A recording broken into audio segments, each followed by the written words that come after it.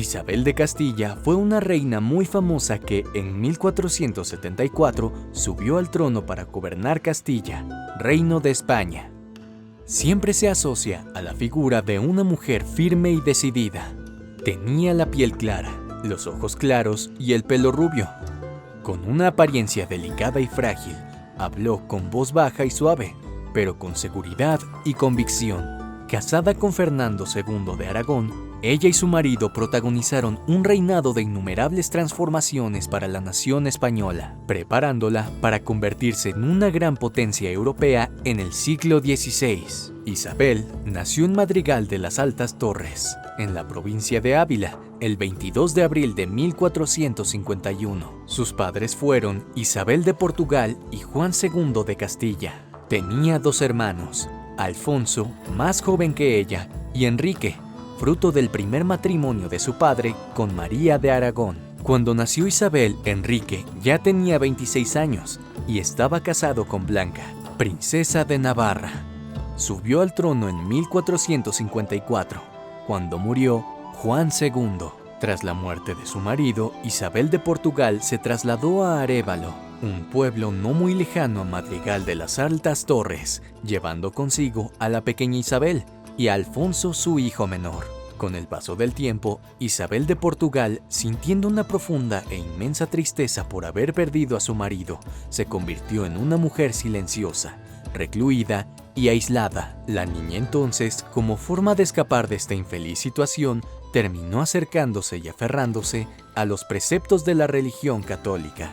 En medio de esto, la abuela materna de Isabel de Castilla, Isabel de Barcelos, llegó a Arévalo y se convirtió en un importante apoyo y figura femenina durante la infancia de su nieta.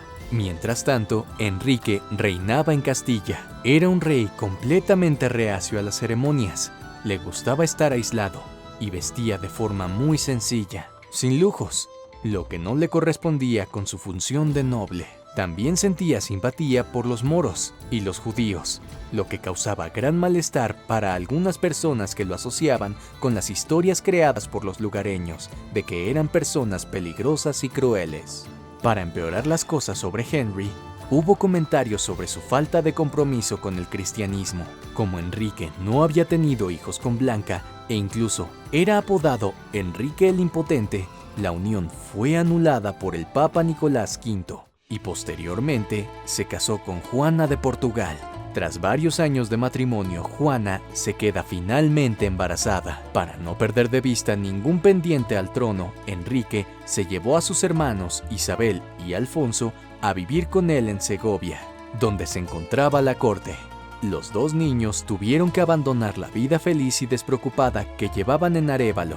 Era el año 1461. Enrique y Juana de Portugal tuvieron una hija, que también se llamó Juana. Aunque el monarca le veía como su propia hija, hubo muchos rumores de que el verdadero padre de la niña no era Enrique, sino el noble castellano Beltrán de la Cueva. Juana llegó a ser conocida como Juana la Beltraneja. A Henry le gustaba hacer las cosas a su manera, sin importarle lo que pensaran los demás. Los nobles, para tener influencia en las decisiones del gobernante, organizaron entonces la Farsa de Ávila, que era una ceremonia dirigida por ellos y en la que asistía la gente del pueblo. Una estatua de madera que representaba al rey Enrique estaba en la vista de todos los presentes y se presentó una lista de acusaciones, entre las que se encontraba la de que Juana no era hija legítima del rey. Entonces Alfonso, que solo tenía 11 años, fue proclamado rey por los allí presentes. Al ser solo un niño, los nobles podían manipularlo sin dificultad, cosa que no podían hacer con Enrique. Sin embargo, no todo el mundo estaba de acuerdo con tener a Alfonso en el poder, y una parte de la población permaneció leal a Enrique. El nombramiento de Alfonso tuvo lugar en la ciudad de Ávila en 1465.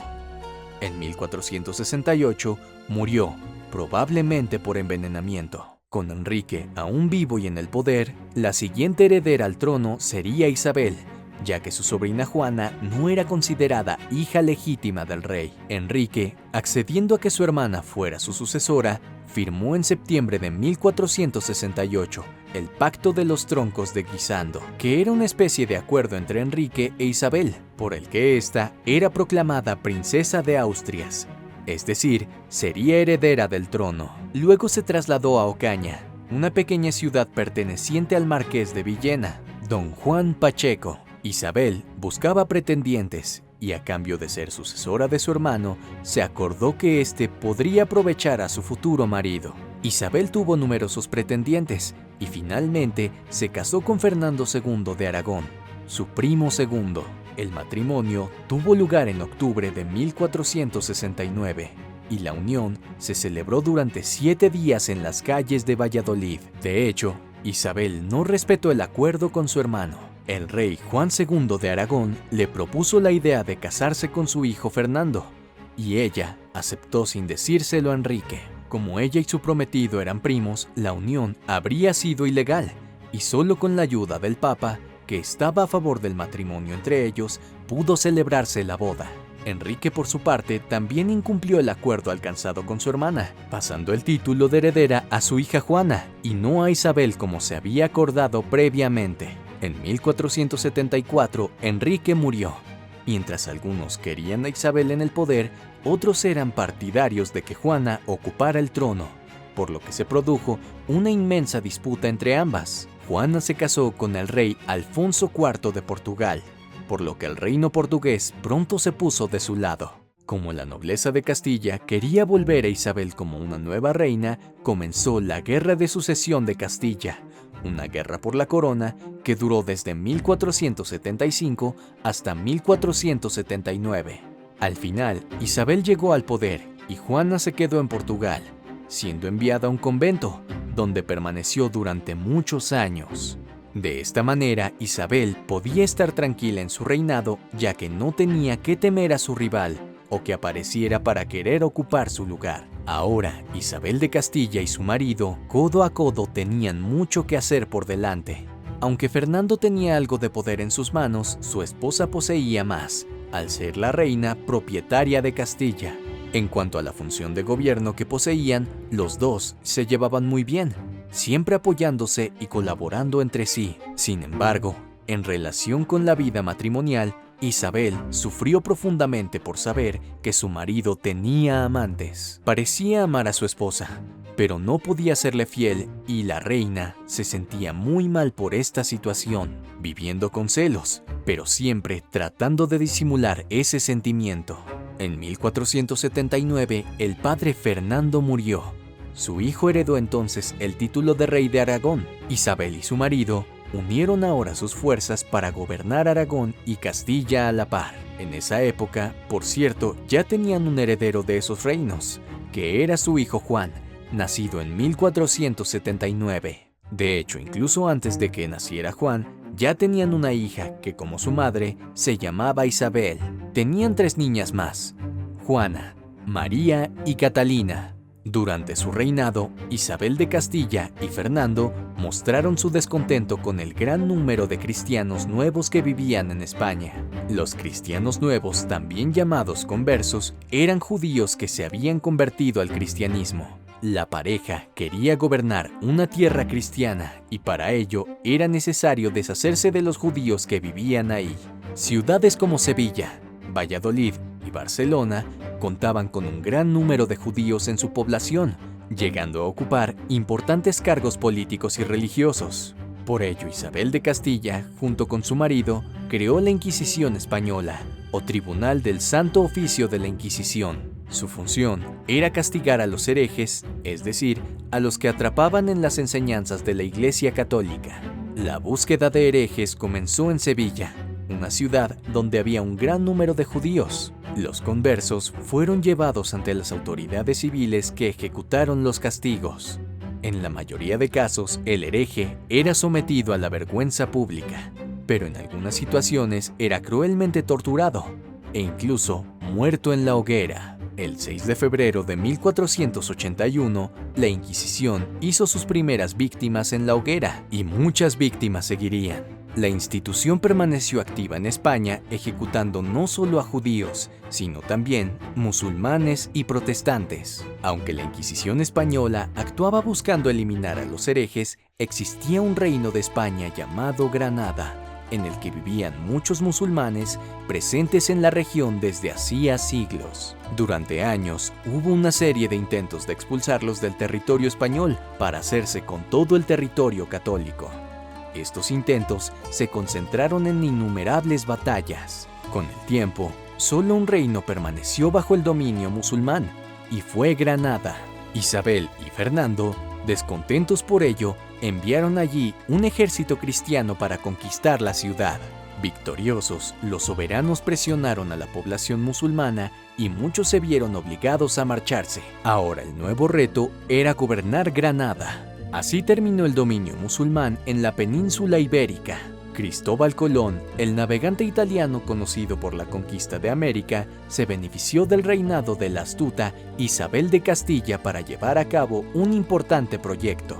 Muchas veces durante años se reunió con la reina para pedirle ayuda para hacer un viaje a las Indias, donde decía que era posible llegar navegando hacia el oeste. Este sería un viaje muy caro, y Colón no pudo encontrar a nadie que lo financiara, porque casi nadie creía que pudiera funcionar. Tras años de innumerables intentos de conseguir ayuda, Isabel finalmente cedió y decidió colaborar con el navegante en su proyecto de viaje. Una de las razones por las que lo hizo puede ser que Portugal, en ese momento, ya tenía varias tierras conquistadas, y la reina no quería que España se quedara atrás. Además, Isabel pudo obtener riquezas de las tierras a las que llegó, así como difundir la fe católica en regiones lejanas.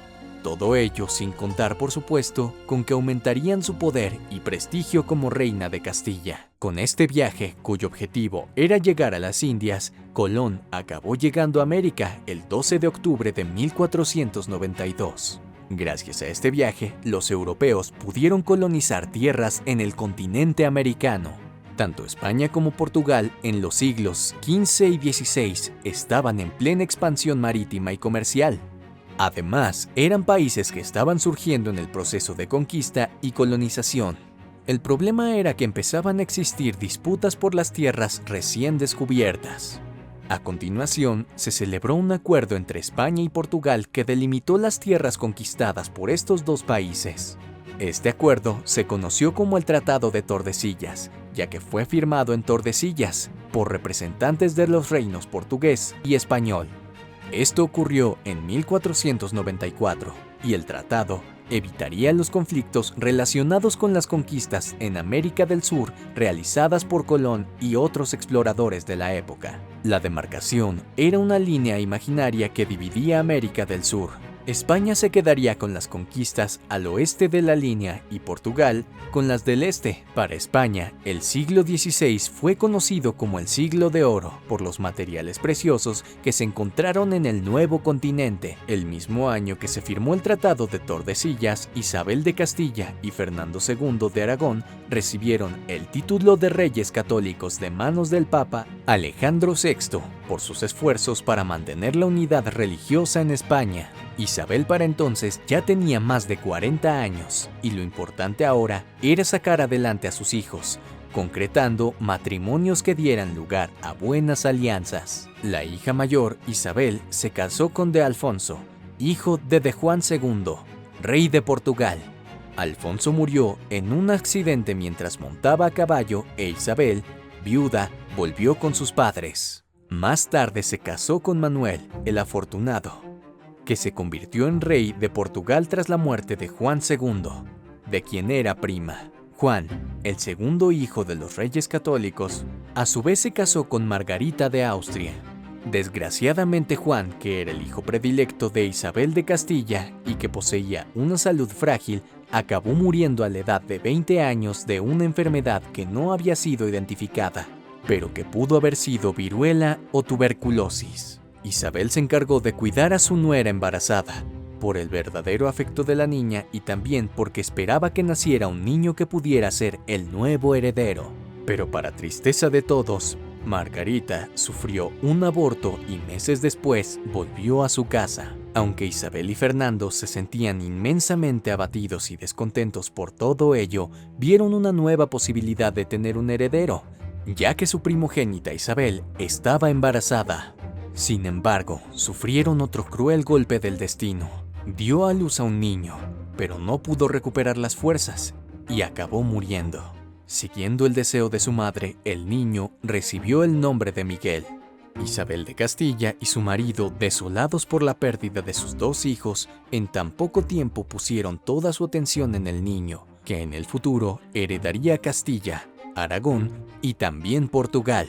Pero Miguel no gozaba de buena salud y enfermaba constantemente. A pesar de los esfuerzos, los cuidados y la atención recibidos, el niño no resistió mucho tiempo y murió casi 2 años después. Una vez más, Isabel y Fernando trataron de soportar el dolor de la pérdida. Ambos estaban ahora muy abatidos por la tragedia de la familia. María de Aragón, algún tiempo después de la muerte de Isabel, fue a Portugal para casarse con el viudo de su hermana. La última en casarse fue Catalina. Su primer marido fue Arturo, príncipe de Gales, con quien se casó en 1501. Sin embargo, solo 5 meses después de su matrimonio, a la edad de 16 años, quedó viuda. Entonces tomó como esposo a Enrique, el hermano de Arturo, que en el futuro sería conocido como Enrique VIII. Isabel de Castilla, aunque arreglaba los matrimonios de todas sus hijas, empezaba a tener una preocupación especial por una de ellas, que era Juana. La joven se había casado en 1496 con Felipe de Hermoso, archiduque de Austria e hijo del emperador Maximiliano de Habsburgo. Enamorada de su marido, con el tiempo, Juana empezó a dar muestras exageradas de celos hacia él, ya que tenía amantes. Isabel de Castilla, muy preocupada por las actitudes de su hija y habiendo sufrido tanto por la pérdida de sus hijos y su nieto, se encontraba mal de salud. Ella y su marido habían estado enfermos en julio de 1504, pero él recuperó la salud, cosa que no ocurrió con su esposa. Al contrario, cada vez estaba peor. Isabel de Castilla no resistió, muriendo el 26 de noviembre de 1504. La reina debía ser sucedida por su hija. Sin embargo, como ella estaba cada vez más perturbada psicológicamente, fue su marido Felipe quien quedó con el poder en sus manos. Pero esto no duró mucho, ya que él murió unos meses después y Juana, considerada por todos como loca, se fue a vivir a Tordesillas. Así que, una vez más, Fernando tenía el poder en sus manos. Luego se casó de nuevo en 1505 con Germana de Foix, sobrina del rey de Francia. En 1512 conquistó el reino de Navarra, unificando totalmente España. Fernando murió en 1516 y su sucesor fue su nieto, Carlos I, hijo de Juana. Una figura importante, inteligente, ambiciosa, religiosa y conservadora. Se trata de Isabel de Castilla, una reina que gobernó con extrema firmeza y fe en Dios y que ello hizo que mantuviera viva la cristianidad, querida y respetada por muchos, no tan querida por otros. Fue una figura femenina muy importante en la historia. Gracias a ella, España se convirtió en una respetada potencia europea, conquistando territorios en diversas partes del mundo. Los restos de los reyes católicos se encuentran en la Capilla Real de Granada, así como los de sus hijas Juana e Isabel y su nieto Miguel.